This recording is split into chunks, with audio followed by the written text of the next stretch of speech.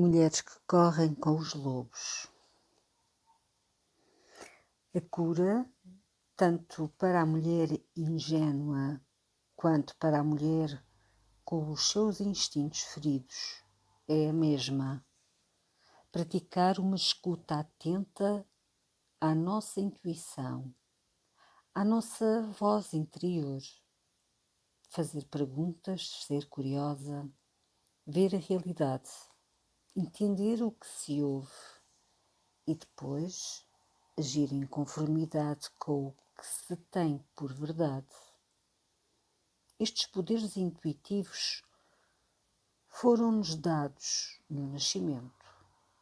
É possível que estejam cobertos por camadas de cinza e excrementos acumulados ao longo dos anos sem fim. Não é o fim do mundo, pois tudo isso se pode limpar, esfregando, raspando e praticando. Os nossos poderes perceptivos podem ser novamente retornados ao seu estado primitivo. Recuperando estes poderes das trevas das nossas psiques, não seremos simples vítimas de circunstâncias internas ou externas. Não importa de que forma a cultura, a personalidade, a psique ou outro elemento exigem que a mulher se vista e comporte. Não importa como os outros gostariam de manter as suas mulheres em bando, vigiadas por 10 duenas adormecidas, damas de companhia por perto. Não importa quais as expressões com que se tente reprimir a vida espiritual de uma mulher, não conseguirão alterar o facto de que uma mulher é o que é e que isto é comandado pelo inconsciente selvagem e que isto é bom, muito, muito bom. É crucial lembrarmos que quando temos sonhos com homens no escuro, há sempre o contrapeso de uma força antagónica preparada e à espera para nos ajudar. Quando deitamos mão da energia selvagem de modo a contrabalançar o predador, imagine-se quem imediatamente vem ao de cima. A mulher selvagem aproxima-se, saltando por cima do que for que o predador tenha erguido, cercas, paredes, obstáculos. Ela não é um ícone para pendurar na parede como um retábulo, um quadro religioso. É um ser vivo que surge em nós, em qualquer lugar, em qualquer situação. Ela e o predador já se conhecem há muito, muito tempo. Ela consegue encontrá-lo em sonhos, em histórias, nos contos e na vida inteira das mulheres. Esteja ele onde estiver, ela estará lá, porque ela é quem equilibra os seus efeitos destrutivos. A mulher selvagem ensina às mulheres a não acharem tudo atraente como forma de proteger as suas vidas espirituais. A natureza selvagem sabe que ser amável nestas circunstâncias vai apenas alegrar a vida do predador. Quando a vida espiritual está a ser ameaçada, não basta apenas traçar uma linha, há que segui-la com rigor. Quando a mulher o faz, a sua vida já não pode sofrer muito mais intromissões, porque ela sabe imediatamente detectar o que está errado e pode empurrar o predador para o sítio onde ele pertence. A mulher não é mais ingênua, não é mais vítima nem alvo, e esta é a solução para que a pequenina chave com o desenho em relevo na cabeça, deixe de sangrar. Capítulo 3. Farejar os factos. A recuperação da intuição enquanto iniciação. A boneca no bolso. Vassilissa, a sábia. A intuição é um tesouro da psique da mulher. É como que um instrumento de adivinhação, uma bola de cristal através da qual se pode ver com uma excepcional visão interior. É como se tivéssemos constantemente ao nosso lado uma velhinha sábia que nos dissesse exatamente o que se está a passar, exatamente onde precisamos de virar à esquerda ou à direita, uma variante da velha lá que sabe, a mulher selvagem. Nas tradições onde cresci, os contadores de histórias estavam sempre longe, no sopé de alguma colina que infundia espiritualidade. Enfiados até aos joelhos nos pós da história, esfregando séculos de sujidade, escavando camadas de cultura e conquistas, numerando todos os frisos e frescos das histórias que encontravam. Por vezes uma história tinha sido reduzida a pó, outras vezes faltavam ou estavam apagados partes e pormenores, outras vezes ainda a forma estava intacta, mas a cor desaparecera. Ainda assim, em cada escavação, havia a esperança de encontrar todo o corpo da história intacto, bem preservado. A história seguinte é um desses incríveis tesouros. Na minha opinião, o velho conto russo Vassilissa é uma história de iniciação feminina em que se perderam alguns ossos essenciais.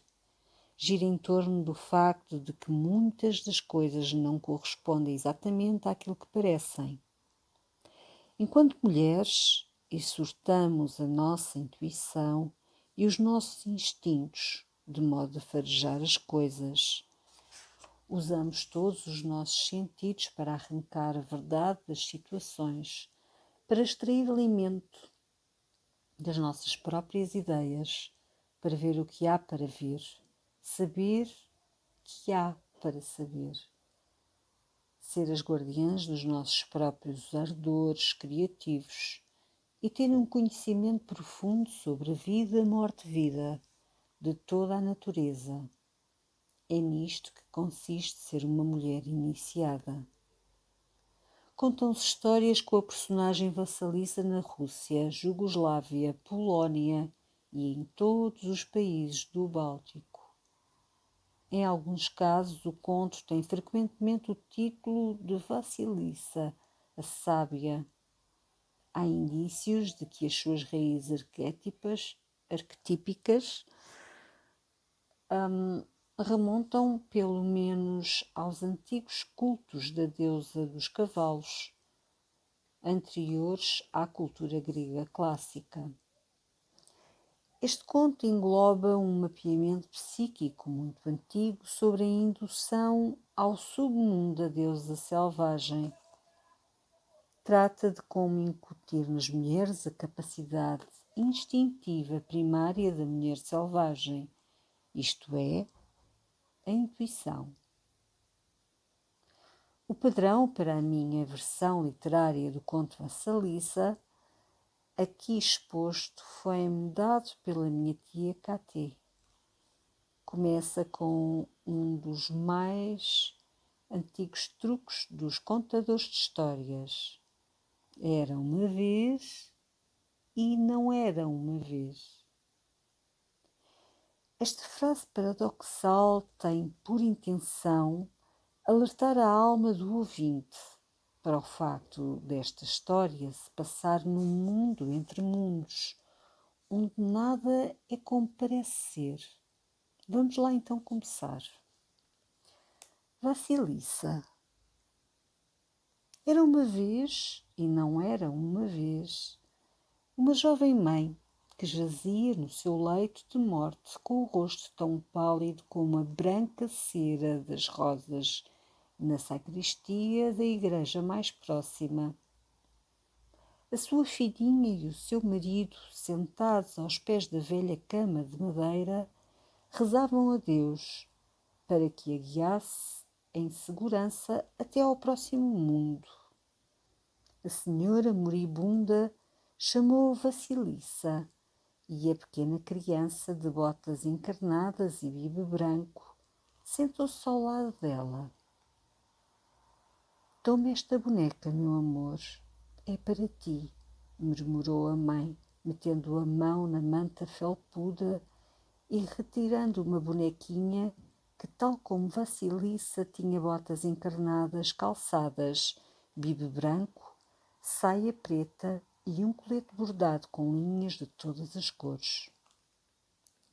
Presta bem atenção às minhas últimas palavras, minha querida, disse a mãe.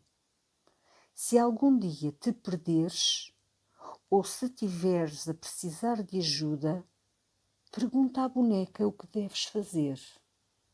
Ela auxiliar-te-á. Guarda a boneca sempre contigo. Não fales dela a ninguém. Alimenta-a quando ela tiver fome. Esta é a minha promessa de mãe para ti.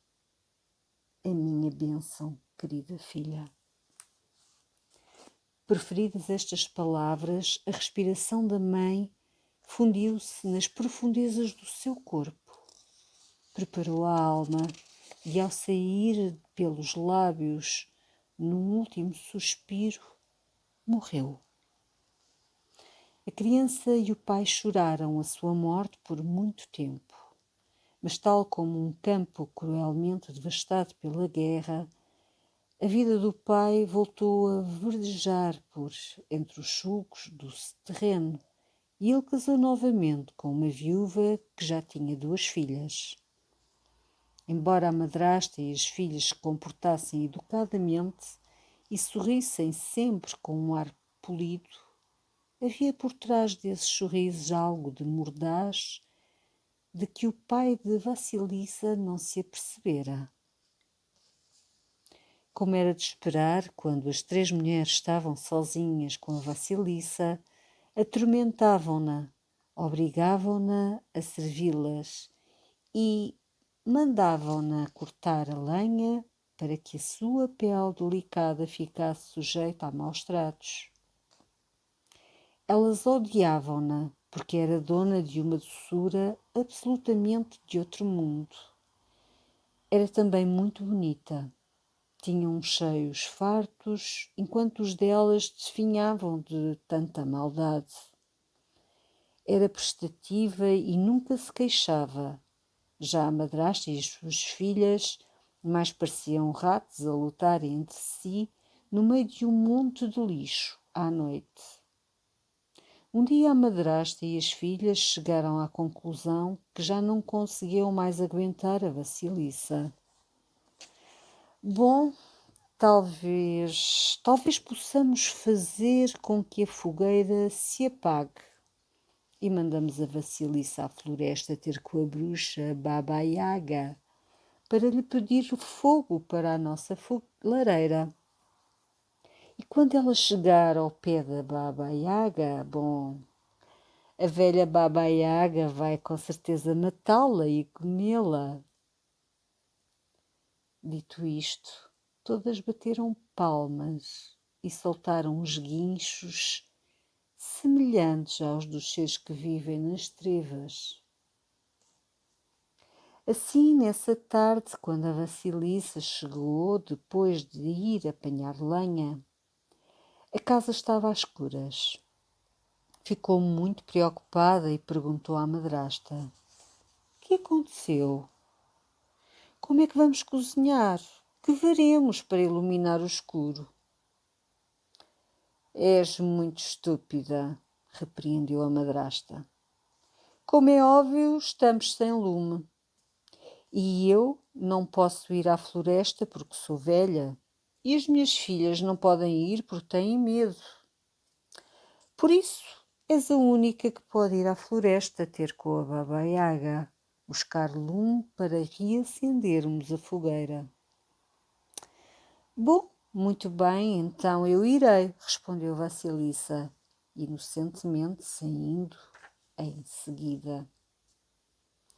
A floresta foi ficando cada vez mais escura e sob os seus pés ramos e folhas salavam, o que a assustava.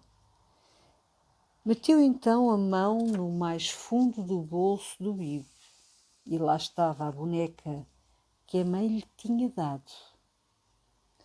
Deu-lhe umas palmadinhas no bolso e disse para consigo: é mesmo verdade, basta tocar-lhe para me sentir melhor. A cada encruzilhada no caminho, Vassilissa metia a mão no bolso e consultava a bonequinha. Diz-me lá, devo ir para a esquerda ou devo ir para a direita? E a boneca indicava sim ou não, por este caminho ou por aquele. E enquanto caminhava, a Vassilissa partilhava com ela um pouco do seu pão e seguia aquilo que ela pensava ter emanado da boneca. Subitamente, um homem vestido de branco e montado num cavalo branco passou a galope e fez-se dia. Mais adiante, um homem vestido de vermelho passou montado num cavalo vermelho e o sol nasceu. Vassilissa continuou a caminhar e no momento em que chegava à cabana de Baba Yaga, um cavaleiro vestido de preto passou a trote, montando num cavalo preto, entrando no casebre da Baba Yaga. Logo se fez novamente noite. A cerca que rodeava o casebre era feita de caveiras e ossos que começavam a brilhar com um fogo interior, iluminando toda a clareira da floresta com uma luz horripilante. A tal Baba Yaga era uma criatura medonha. Ela não viajava numa carruagem nem num coche, mas num caldeirão em forma de almofariz que voava sozinho pelos céus. Ela fazia o veículo avançar com o auxílio de um remo em forma de pilão e ia varrendo o rasto por onde passava com uma vassoura feita de cabelo de uma pessoa que já tinha morrido há muito tempo. E o caldeirão voava pelos céus enquanto o cabelo nojento da Baba Yaga esvoaçava no ar. O seu queixo enorme curvava para cima e o nariz comprido curvava para baixo, tocando-se no meio. Tinha uma barbicha fina, branca e verrugas na pele, adquiridas nos seus trabalhos com sapos. As unhas sujas de negro eram grossas e esfareladas, como telhados, e tinham uma curvatura tal que era impossível fechar a mão em punho. Mas mais estranho ainda era o casebre da Baba Yaga. Erguia-se sobre uns enormes e escamosas patas de galinha amarela e caminhava sozinho, por vezes rodava sobre si mesmo, qual bailarina eufórica. Os ferrolhos das portas e das janelas eram dedos humanos das mãos e dos pés, e a fechadura da porta principal era um focinho de animal cheio de dentes bem afiados. A Vassilissa consultou a boneca e perguntou: esta é a casa que procuramos? Sim, isto é o que procuramos, respondeu a boneca, na sua forma muito própria. E antes que pudesse dar mais algum passo, a Baba Yaga, montada no seu caldeirão, desceu sobre a Vassilissa. O que é que tu queres? Perguntou gritando. A criança começou a tremer. A vozinha, vim pedir lume. A minha casa está fria. A minha família morrera. Preciso de lume. Ah, sim? Eu conheço-te e a tua família. Bom, não prestas para nada, criança. Deixaste apagar o fogo. É uma coisa muito insensata. E além disso, por que é que achas que eu te daria lume? Porque eu estou a pedir-lhe, replicou rapidamente a Vasilissa, logo após ter consultado a boneca. Tens muita sorte. Essa é a resposta certa, ronronou a Baba Yaga. E a Vasilissa sentiu que tinha muita sorte em ter dado a resposta certa.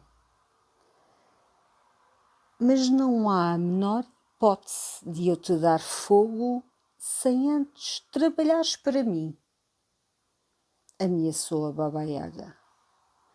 Se fizeres as tarefas que te vou pedir, terás o teu fogo.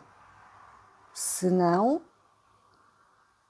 foi nesta altura que a Vasilissa viu que os olhos de Baba Yaga se transformaram subitamente em cinzas brancas. Se não fizeres, minha menina, morrerás. Logo de seguida, a Baba Yaga entrou ruidosamente no seu casebre. Deitou-se em cima da cama e ordenou a Vasilissa que lhe trouxesse o que estava a ser cozinhado no forno. Naquele forno havia comida suficiente para umas 10 pessoas e a Baba Yaga comeu tudo. Deixou apenas umas côdeas de pão e um dedal de sopa para a Vasilissa.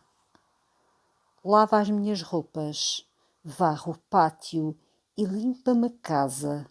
Prepara a minha comida e separa o milho bolorento do bom. E trata para que fique tudo em ordem. Mais tarde vou voltar para verificar se está tudo bem feito. Se não estiver feito, serás tu o meu banquete. Dito isto, a Baba Yaga partiu voando no seu caldeirão, usando o nariz como manga de vento e o cabelo como vela, e caiu de novo à noite. Mal a Baba Yaga partiu, a Vasilisa virou-se para a boneca. Que devo fazer? Vou conseguir terminar estas tarefas a tempo? A boneca garantiu-lhe que sim, aconselhando-a a comer qualquer coisa e a ir dormir. A Vasilisa deu também um pouco de comida à boneca e adormeceu. De manhã a boneca tinha feito todo o trabalho e tudo o que faltava era cozinhar a refeição. À tarde a Yaga voltou e não encontrou nada por fazer. De certo modo satisfeita, mas por outro lado insatisfeita por não encontrar falha alguma, a Baba Yaga sorriu desdenhosamente.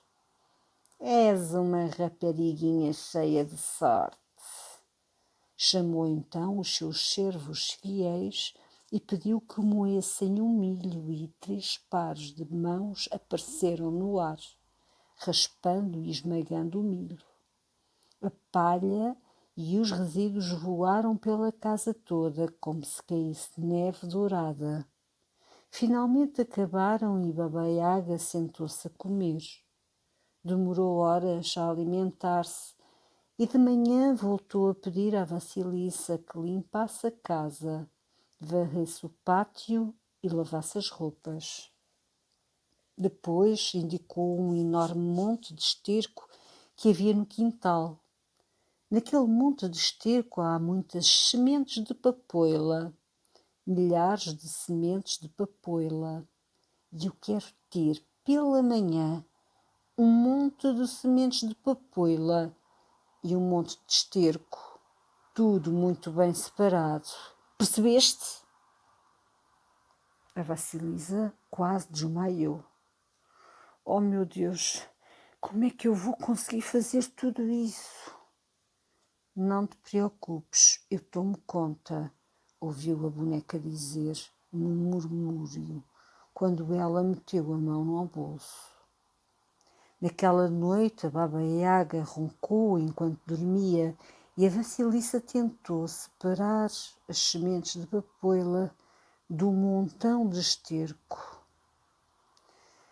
Vai dormir, vai tudo correr bem, disse-lhe a bonequinha pouco depois. Mais uma vez a boneca concluiu as tarefas exigidas e quando a velha acordou, estava tudo feito. Mas que bem! Exclamou sarcasticamente Baba Yaga num tom de voz nassalado. Sorte a tua teres conseguido fazer todas estas coisas. Ela voltou a chamar os seus servos fiéis para prensarem as sementes de papoila para extrair o óleo e novamente apareceram 3 pares de mãos que executaram a tarefa. Enquanto a Yaga esfregava os lábios com gordura da carne estufada, a Vasilisa permanecia ali ao lado. Para onde estás tu a olhar? Gritou Baba Yaga. Posso fazer-te umas perguntas, avózinha? Perguntou a Vasilisa. Pergunta, replicou Yaga. Mas não te esqueças, conhecimento em demasia pode envelhecer uma pessoa muito cedo. A Vasilisa perguntou coisas sobre o homem de branco no cavalo branco. Ah! Respondeu a Yaga afetuosamente. O primeiro é o meu dia. E o homem de vermelho no cavalo vermelho? Ah! Esse é o meu sol nascente. E o homem de preto no cavalo preto? Ah, sim! Esse é o terceiro. É a minha noite. Estou a compreender, disse a Vasilissa. Vamos, menina. Não queres fazer mais perguntas? Encorajou a Yaga. A Vasilisa preparava-se para perguntar sobre os pares de mãos que apareciam e desapareciam, mas a boneca começou a saltar dentro do bolso e ela, ao invés, apenas disse: Não, avózinha, como bem me disse, conhecimento em demasia pode envelhecer uma pessoa muito cedo. Ah, exclamou Yaga, inclinando a cabeça como um pássaro. Tu és mais esperta do que o normal para a tua idade, rapariguinha. E como é que conseguiste tornar-te assim? Graças à benção da minha mãe, sorriu a Vasilissa. Benção, guinchou a Baba Yaga. Tu disseste benção. Nesta casa não precisamos de bençãos. É melhor que te vás. Segue o teu caminho, minha filha, disse, empurrando a Vasilissa em direção à porta e ao escuro da noite. Vou dar-te uma coisa, menina. Vou dar-te uma coisa. Dirigindo-se à cerca, a Baba Yaga pegou numa caveira com olhos flamejantes e espetou-lhe num pau. Toma, leva para casa esta caveira espetada neste pau. Aí está o teu lume. Não digas nem uma palavra. Segue só o teu caminho. Vasilissa ia começar a agradecer à Baba Yaga quando a bonequinha começou a saltar no bolso, fazendo-a perceber que tudo o que ela devia fazer era pegar no fogo e partir. Ela correu para casa por entre as florestas escuras, seguindo voltas e reviravoltas na estrada, conforme a boneca lhe indicava o trajeto a seguir.